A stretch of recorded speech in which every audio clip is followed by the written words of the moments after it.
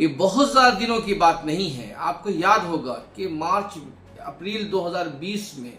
T V چینلوں پہ ہنگامہ برپا تھا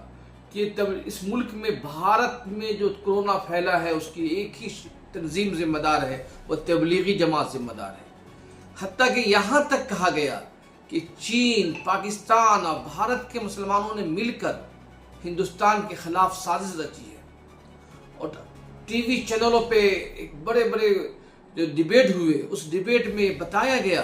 کہ تبلیغی جماعت کی وجہ سے پورے ہندوستان میں کس طرح سے کورونا پھیلا ہے. اور ٹی وی چینلوں کے اس ڈیبیٹ کو دہلی کے وزیر اعلیٰ اروند کیجریوال، تلنگانہ کے وزیر کی حکومت اور خود مرکزی حکومت کے جو سینٹرل گورنمنٹ کا جو ہیلتھ کا جو بلیٹن آتا تھا اس میں بھی یہ دعوے کیے جا رہے تھے. لیکن 5 سال بعد دھیرے دھیرے اب بادل چھٹنے لگے ہیں.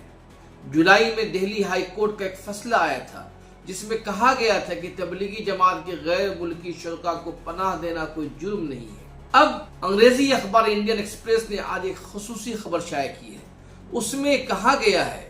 کہ جو ٹی وی چینلوں پہ جو کلپ چلائے گئے تھے کہ مولانا سعد کاندھلوی اس تبلیغی جماعت کے مرکز میں کہا تھا کہ کورونا کوئی چیز نہیں ہے، اور یہ جو سماجی فاصلے کی بات کی جا رہی ہے، ایک دوسرے سے دور رہنے کی بات، اور لاک ڈاؤن کی بات کی جا رہی ہے، اور ماسک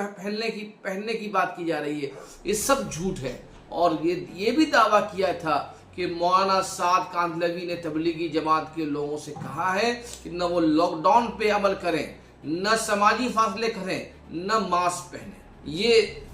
دعویٰ کیا گیا. اس وقت نظام الدین پولیس اسٹیشن کے جو ایس ایچ او تھے، انہوں نے 30 مارچ کو پولیس اسٹیشن میں ایک شکایت درج کی. اس کے بعد مولانا سعد کاندھلوی کا ایک لیپ ٹاپ ضبط کیا گیا. اس لیپ ٹاپ میں تقریر کی جانچ کی گئی. اب 5 سال کے بعد سینئر پولیس آفیسر جو اس کی جانچ کر رہے تھے، دہلی پولیس کے اپنے سینئروں کو بتایا ہے کہ مولانا سعد کی تقریر میں کوئی ایسا مواد نہیں ملا ہے جس سے معلوم ہو سکے کہ مولانا سعد نے کورونا کا جو یہ ضوابط تھے، کورونا کا جو اصول و ضوابط بتائے گئے، رہنما خطوط جو جاری کیے گئے تھے، اس کی خلاف ورزی کی بات کی گئی تھی. ایک سینئر آفیسر کے حوالے سے اخبار نے لکھا ہے کہ کیس کے تفتیشی افسر نے کہا کہ لیپ ٹاپ میں محفوظ مولانا سعد کی تقاریر جو فورینسک سائنس لیبارٹری میں جمع کیے گئے تھے اس میں کوئی قابل اعتراض مواد نہیں ملا ہے. انڈین ایکسپریس کی رپورٹ میں بتلایا گیا ہے کہ 31 مارچ 2020 کو مولانا سعد اور دیگر جماعت کے ذمہ داروں کے خلاف غیر ارادی قتل کا معاملہ درج کیا گیا، اور اس کے جو ایس ایچ او تھے انہوں نے یہ شکایت درج کی تھی. اب وہ ایس ایچ او ریٹائر ہو گئے ہیں. انڈین ایکسپریس نے لکھا ہے کہ میں نے ان سے رابطہ کرنے کی کوشش کی تو انہوں نے کہا کہ میں تو 4 سال پہلے ہی ریٹائر ہو چکا ہوں، مجھے اس کیس کے بارے میں زیادہ معلومات نہیں. اب بنیادی سوال یہ ہے کہ جس طریقے سے تبلیغی جماعت کی آڑ میں میڈیا نے، مرکزی حکومت نے اور دہلی حکومت نے مسلمانوں کو بدنام کرنے کی کوشش کی تھی، سینکڑوں مسلمانوں کو جیل میں ڈال دیا گیا تھا، اور جو غیر ملکی تبلیغی جماعت والے تھے ان کو مہینوں کرنٹائن میں رکھا گیا، ان کے ساتھ پیڑا کی گئی. اگر آپ کس طرح کے تکلیف سے گزرے اس کا اندازہ لگانے کے لیے مشہور انگریزی میگزین کیروان کا آپ ایک خصوصی 30 جنوری 2021 کو آنے والے سیما چشتی کے اسٹوری پڑھ لیں جس کا عنوان ہے the nightmare, the Modi government's persecution of the Tablighi Jamaat. وہ پوری کہانی پڑھ لیں کہ کس طرح سے تبلیغی جماعت کے لوگوں کو مودی گورنمنٹ نے ایک منصوبہ بند طریقے سے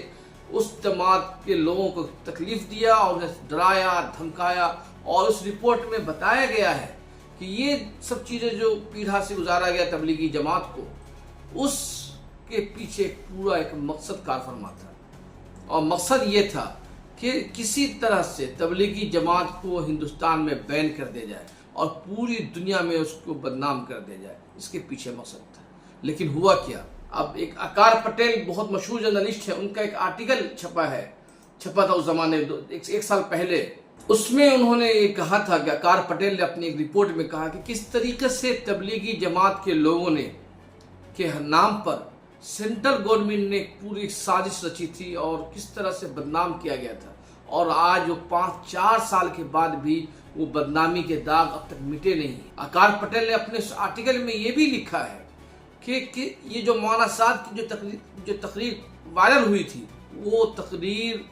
उसमें छेड़छाड़ की गई थी और उसको बनाया गया, मैन्युफैक्चर्ड वीडियो थी। मौलाना साद ने ऐसी कोई बात नहीं की। लेकिन सवाल ये है कि आखिर इसकी बात की जांच क्यों नहीं की गई कि मौलाना साद की तकरीर के साथ किसने छेड़खानी की। अब अगर उस दौर के मीडिया का किरदार पता लगाना हो कि मीडिया क्या किरदार अदा कर रहा था, तो कैरवेन मैगजीन के उसी आर्टिकल में बताया गया है, उसी आर्टिकल में एक जगह लिखा गया है कि बहुत ही मशहूर रिसर्च स्कॉलर हैं शोएल चक्रवर्ती ने एक पूरा open source platform media cloud का इस्तेमाल किया और तज्जिया किया कि 20 मार्च से लेकर 27 मार्च के दरमियान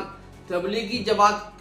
को लेकर जो प्रेस कवरेज था उसका उन्होंने तज्जिया किया है। उन्होंने बतलाया कि इस दरमियान 271 मीडिया पे 11,470 कहानियां शाये की गई, स्टोरी शाये की गई, जिसमें से 94% अंग्रेजी जुबान के थे।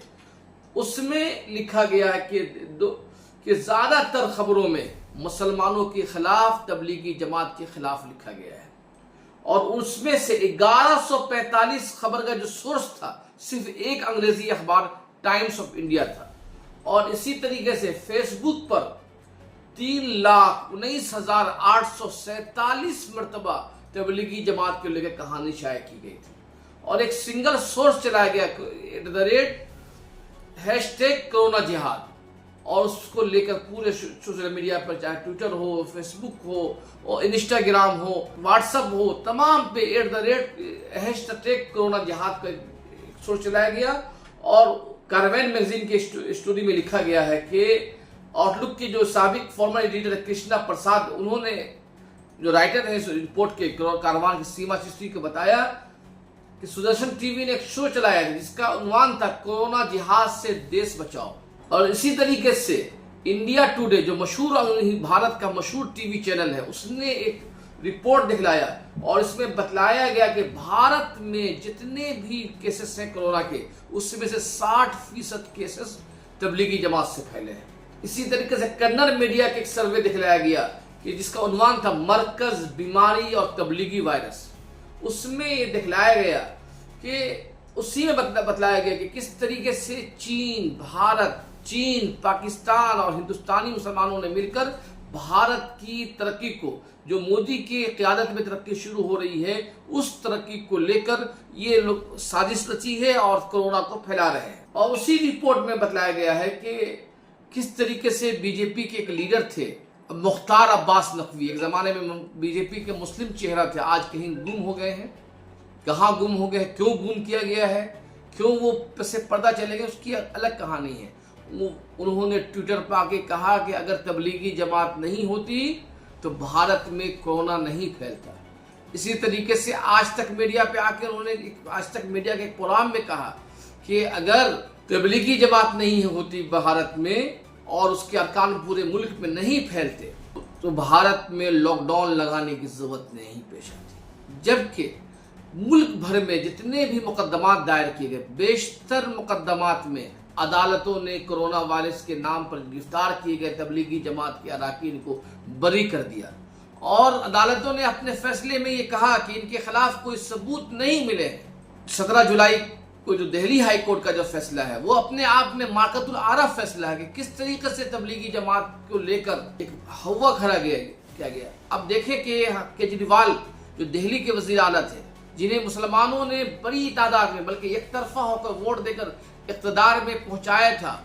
उन्होंने भी, केजरीवाल ने भी बज़ाब्ते जो बुलेटिन जारी करते थे, जो प्रेस कॉन्फ्रेंस करते थे रोजाना, उसमें तबलीगी जमात का नाम लेकर बताते थे कि किस तरह से तबलीगी जमात की वजह से केस फैला है। मरकज से जिन लोगों को निकाला गया था उसमें 536 लोगों को अस्पताल में एडमिट कराया गया है। हैदराबाद के पुलिस कमिश्नर जो उस वक्त BRS की वहाँ हुकूमत थी, उस हुकूमत के जो अफसरान थे, सीनियर अफसरान, वो अलग से बुलेटिन जारी करते थे। और उस दौर में जो सेंट्रल गवर्नमेंट का जो हेल्थ मंत्रालय के जो चीफ हेल्थ मंत्रालय के जो सेक्रेटरी थे लावा अग्रवाल, انہوں نے پریس کانفرنس کر کے بتلایا کہ اس بھارت میں جو کورونا پھیلا ہے اس کو پھیلانے میں تبلیغی جماعت کے جو لوگ اجتماع میں شرکت کرنے کے بعد ملک کے مختلف حصوں میں گئے ان کی وجہ سے پھیل گیا ہے۔ اس پریس کانفرنس کے فوری بعد جو مہاراشٹر نونرمان سینا کے جو صدر ہیں راج ٹھاکرے، انہوں نے کہا کہ جہاں جہاں تبلیغی جماعت کے لوگوں کو دیکھا جائے گولی مار دیا جائے۔ اور اس کے اسی دور میں امت مالویہ جو BJP IT cell کے جو سربراہ ہیں، انہوں نے ٹویٹ کر کے کہا کہ تبلیغی جماعت جو ہے دراصل اسلامی بغاوت ہے۔ تبلیغی جماعت کے ذریعے بھارت میں بغاوت کی گئی ہے اور وہ کورونا بغاوت ہے۔ کورونا بغاوت کے ذریعے بھارت کو کمزور کرنے کی کوشش کی گئی ہے۔ اسی طرح اتر پردیش میں جہاں جہاں تبلیغی جماعت کے لوگ ملے انہیں جیل میں ڈال دیا گیا۔ سہارنپور کے کرنٹائن میں بند کچھ تبلیغی جماعت کے لوگ تھے، ان کے بارے میں ایک رپورٹ شائع کی گئی کہ کس طرح سے یہ لوگ باہر میں کھڑے ہو کر پیشاب پخانہ کر رہے ہیں۔ بعد میں سہارنپور پولیس کمشنریٹ نے اس کی تردید کی تو چینلوں نے اس خبر کو شائع کرنا بند کیا۔ اسی طرح تھوک جہاد کا بھی نعرہ دیا گیا کہ تبلیغی جماعت والے لوگ تھوک پھینک کر جہاد کر رہے ہیں۔ لا اگروال نے 18 اپریل کو ایک پریس کانفرنس کرتے ہوئے کہا کہ بھارت میں کورونا پھیلنے کا واحد ذریعہ صرف مسلمان اور تبلیغی جماعت کے لوگ ہیں۔ جو میں نے ذکر کیا ہے کہ کس طرح سے ایک ہندی اس رپورٹ کو ہندی اخبار جو جاگرن ہے اس نے اس جھوٹ کو پھیلایا تھا کہ سہارنپور میں جو لوگ کرنٹائن میں غیر ملکی تبلیغی جماعت والے لوگ ہیں وہ سبزی کھانا نہیں چاہتے، گوشت کھانا چاہتے ہیں، انہیں گوشت مانگ رہے ہیں اور کھلی فضا میں پخانہ پیشاب کر رہے ہیں۔ اور ان تمام لوگوں کے خلاف جو لوگ جیلوں میں بند تھے ان کے خلاف 269 سیکشن 269 کا مقدمہ کر غیر ارادی قتل کا مقدمہ درج کیا گیا اور ان کے خلاف پیڑا ان کے تکلیف گزارا گیا۔ اگر آپ ان کی تکلیف کو پڑھنا چاہتے ہیں تو یہ کاروان میگزین کی جو اسپیشل اسٹوری اس کو ضرور پڑھیں۔ آج جب یہ رپورٹ آئی ہے انڈین ایکسپریس کی، اس رپورٹ سے واضح ہو گیا ہے کہ تبلیغی جماعت کی آڑ میں بھارت کی گورنمنٹ اپنی بنیادی ذمہ داری سے بچنے کی کوشش کی اور جس طریقے سے یہ اندازہ لگائی کہ 10 مارچ سے لے کر 13 مارچ کے بیچ جو اجتماع ہوا تھا، جس اجتماع کو لے کر اتنا بڑا ہنگامہ کھڑا کیا گیا،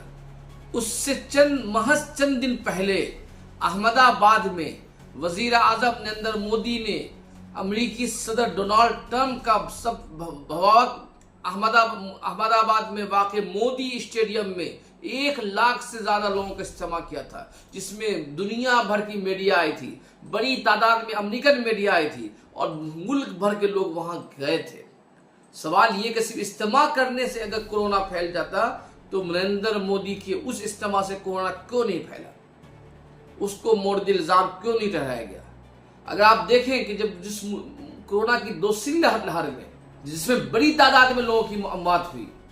آپ نے وہ تصاویر بھی دیکھا ہوگا کہ اتر پردیش میں گنگا کنارے لاشیں پھینک دی گئی، اس دور میں دہرادون میں کمبھ میلہ کی کھلی چھوٹ دی گئی۔ بنگال میں الیکشن ہو رہے تھے، بنگال میں الیکشن ہو رہا تھا اور کورونا کی وبا بھی پھیل رہی تھی، لیکن وزیر اعظم نریندر مودی، امت شاہ کی ریلیاں ہو رہی تھی،